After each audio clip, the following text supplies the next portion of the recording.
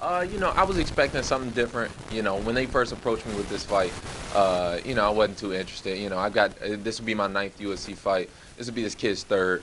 But you know, I wasn't gonna do it. But then Dana called me himself and kind of explained it to me and explained the situation and made it a lot of sense to me. So this one's about me. Like a champion performs even when nobody's watching. So that's kind of how I'm viewing it. I'm viewing it as this will be a mental battle.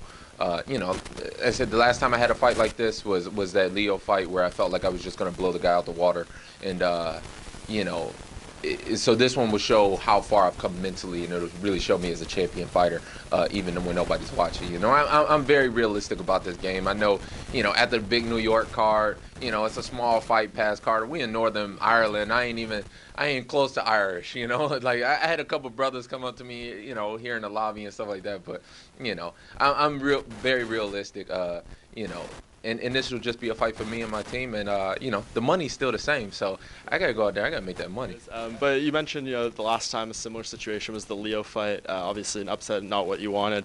Would you learn from that fight that kind of makes you go into this one feeling a little differently?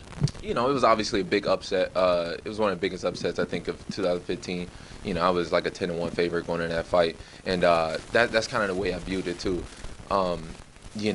17,000 people were in that arena, and they were all just waiting on him to fall, me included. I guess 1699.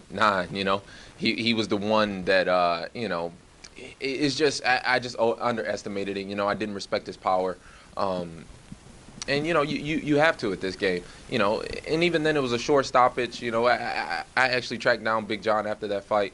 And, I tried to chew his ass out about it, but he kind of explained it to me too. It's all just a learning experience. And, you've seen, everybody gets hit hard in this game. You ain't going to go through a fight without getting hit. So it's how you deal with that. It's how you deal with that in the immediate moment once you get hit, I just tried to tough it out. Like, I can't believe this motherfucker hit me. Like, let me stand back up, and it just was the wrong thing to do. So it's just a good experience. And, it taught me to never underestimate somebody. So I'm not underestimating this kid at all. He's 13-1 with 13 stoppages. He's only been outside the first round once. So, I know he's going to come out there and try and take my head off. He don't want to go back to those Russian winters.